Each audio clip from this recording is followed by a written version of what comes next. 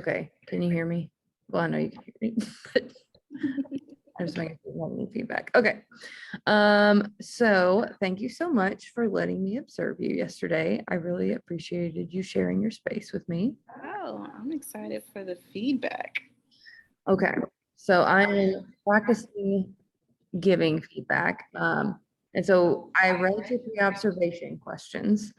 And I know that you're proud of the relationships that you've built with your students, and that was evident in what I observed in your classroom yesterday.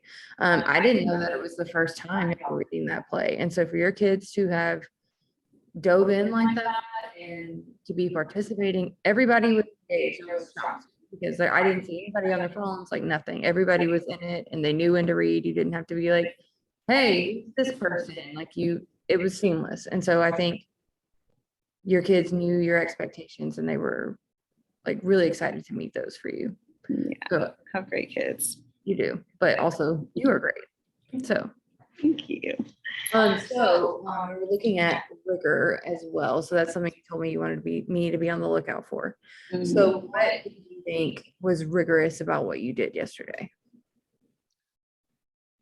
Honestly, absolutely nothing.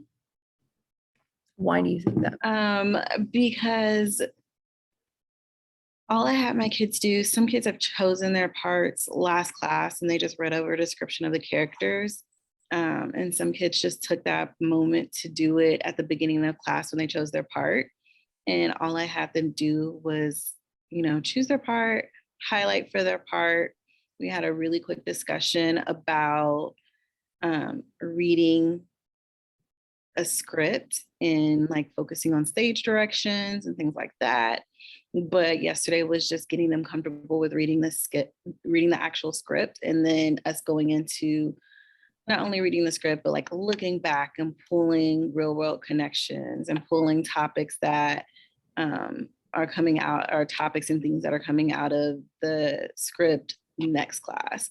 And so it was just getting them comfortable with it and getting far enough into the play that kids had a general understanding. So we had a couple of like general understanding questions just to make sure that not only were they focusing on reading, but they were also listening and better understanding like the flow of the play. But rigorous, not so much. It was just like, hey guys, we're reading this.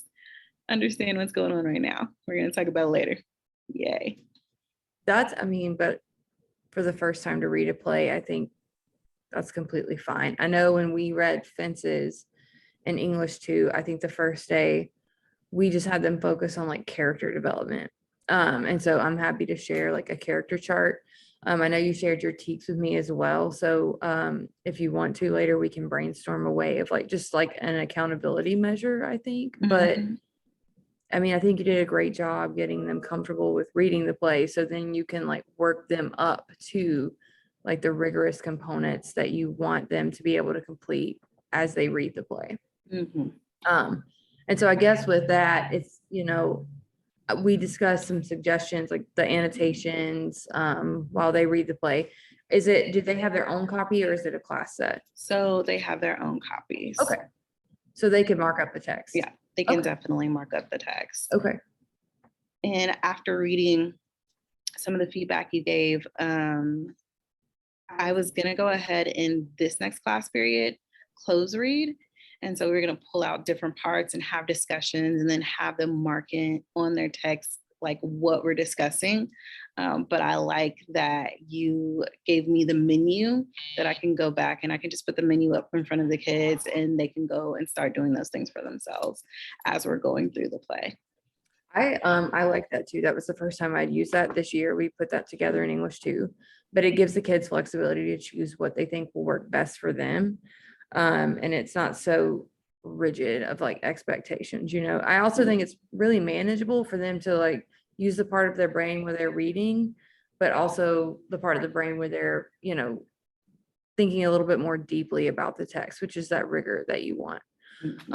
So it sounds like you already know what you want to do. It was just the day that I observed you, you were just laying the foundation for them to be able to successfully have rigor in their lessons in the future.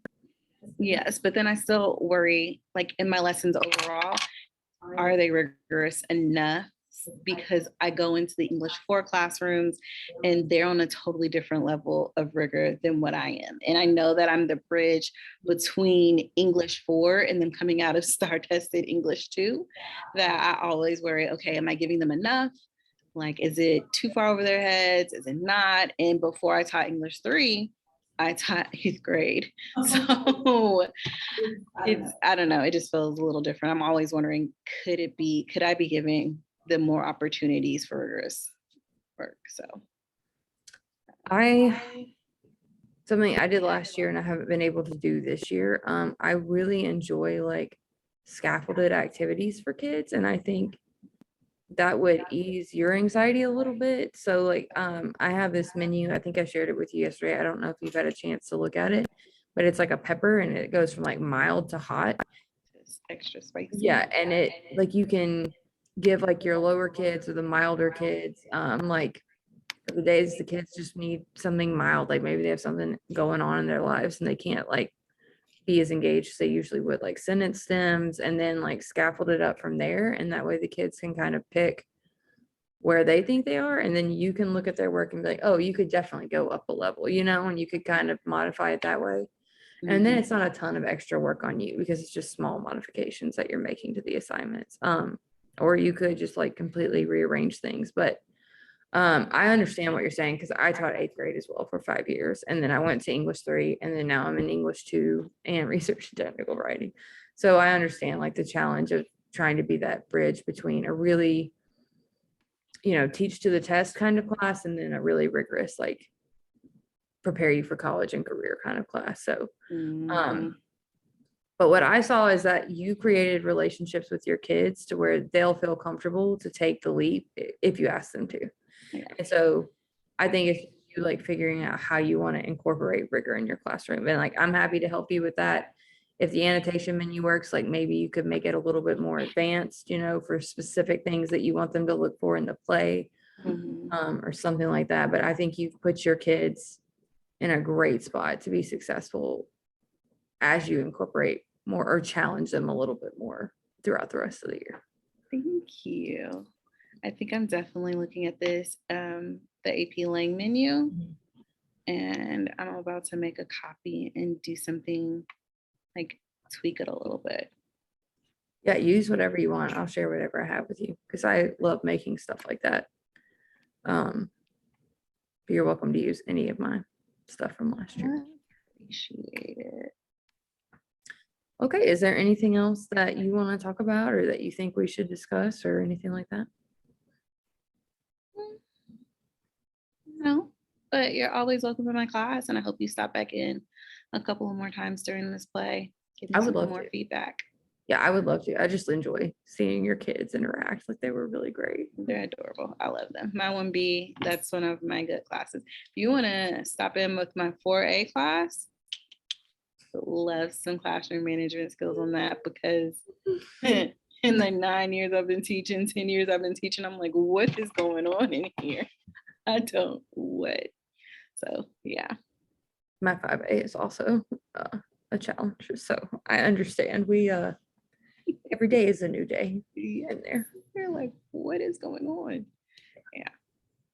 Well, again, I appreciate your time and thank you so much for sharing your space with me and letting me learn from you. I loved your jury setup. I thought that was so cool. I thought that immersed the kids in the play and really helped them wrap their mind around what they were about to read and do. And I'm glad that you're my next door neighbor teacher. So thank you. Me too. Aw.